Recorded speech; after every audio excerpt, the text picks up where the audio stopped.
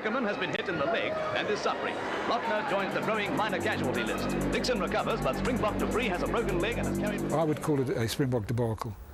As far as injury goes. Losing the first test obviously puts a damper on the whole lot. But we had Dr. Craven, he was a motivator. Danny Craven was the rock on which the supremacy of South African rugby was founded. Beginning at the University of Stellenbosch, his influence grew worldwide. He was possibly the greatest motivators of men that I've ever come across. He could motivate a team to walk through a wall. And the players went on the field, they went on to die. They would have died for South Africa. Oh, Danny Craven was South African rugby. He was Mr. Rugby. He was probably the greatest man I've met in rugby. You know, he just lived and died rugby. He was a doctor. I don't know a doctor what of, but it'd have to be rugby as far as I was concerned. For Danny Craven, the New Zealanders were the ultimate opponents, and so he campaigned relentlessly to take his Springboks there. And how we were mesmerised by Doc Craven. He was a legend in everything that he did, and he was so clever. A key player in the Springbok side of 1937, Danny Craven rose quickly to the top echelons of coaching. The architect of the 4-0 whitewash of the All Blacks 7 years earlier, he was both admired and hated by the home crowd. They were under no illusion as to what lay behind his smile.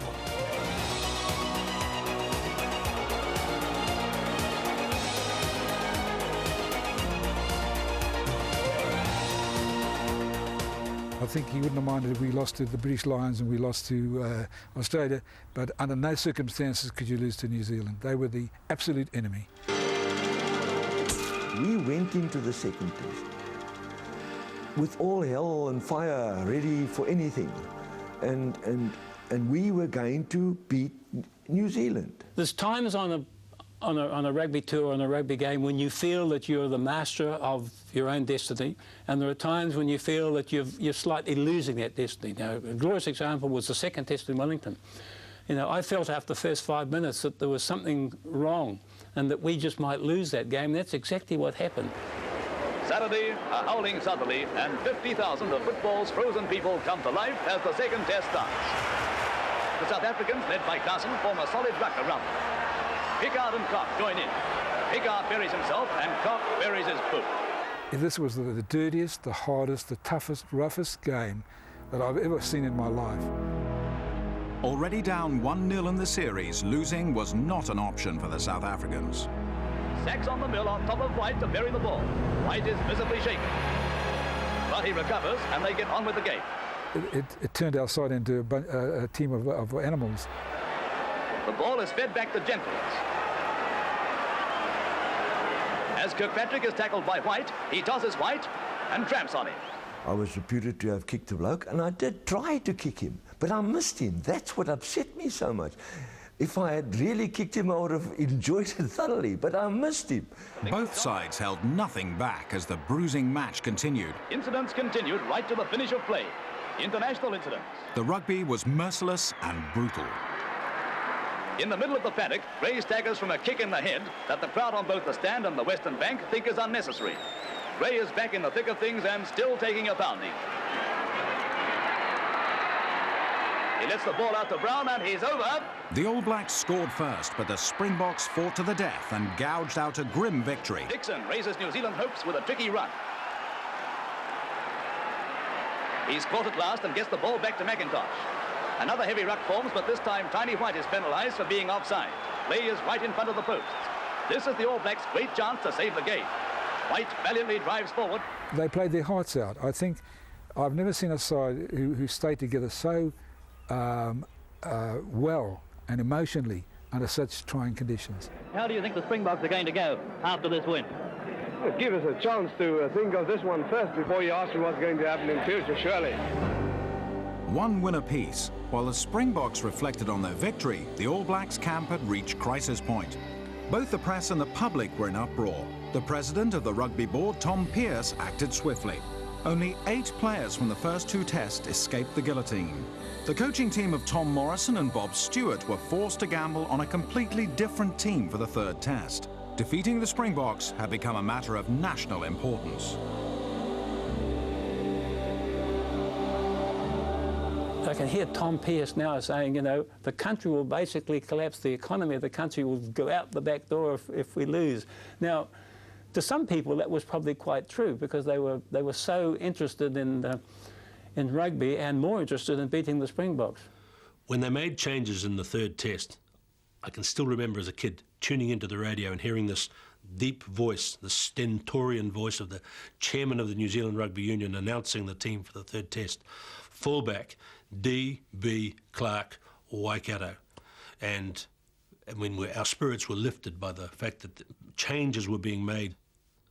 And my brother Ian had actually spoken to Jack Sullivan, one of the selectors. And they said, it's quite okay. He said, we've made the change.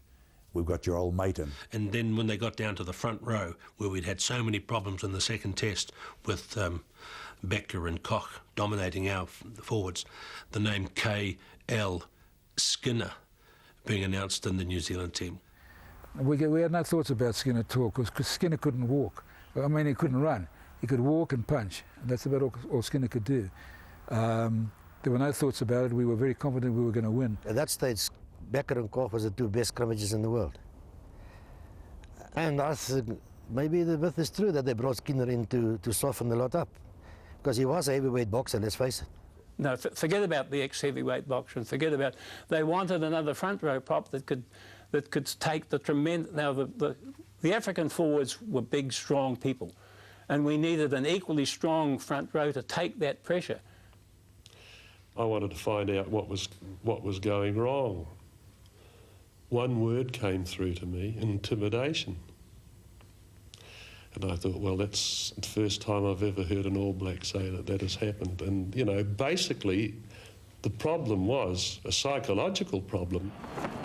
Skinner and the other 14 All Blacks run on to Lancaster Park on the 18th of August, carrying the hopes of a nation on their shoulders. There was enormous pressure. I can recall people not recognising us. Now, my own mother and father came down to the test in Christchurch, and they said they found it hard to recognise their 2 sons. A huge crowd of 50,000 jam-packed Lancaster Park as the South African and New Zealand teams take the field for the 3rd test. The first of the new players to make an impact is Don Clark. It was a wonderful feeling to be on the field and being part of history, really, I suppose. Don Clark had a blinder in the 3rd test, a blinder from the fact that he kicked the penalty goals, and when he got the ball, he would kick us back yards. His kicking was prodigious. Kicks and hits a goal! Longest kicker of a ball that I've ever seen. He could punt a ball 70, 80 yards. He could punt it out of the ground. Now, if Don played today, they'd have to go and find the ball in the street. They would go and look for it.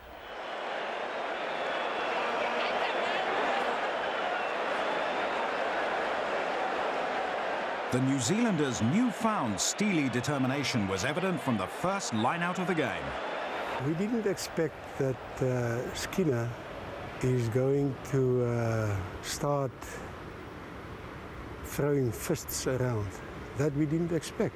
That was a surprise. And when you succeeded in surprising your opponent, you've got him. I was jumping for the ball. Tiny White was, of course, he was my rival. He was next to me. I had something, you know, something like a bump.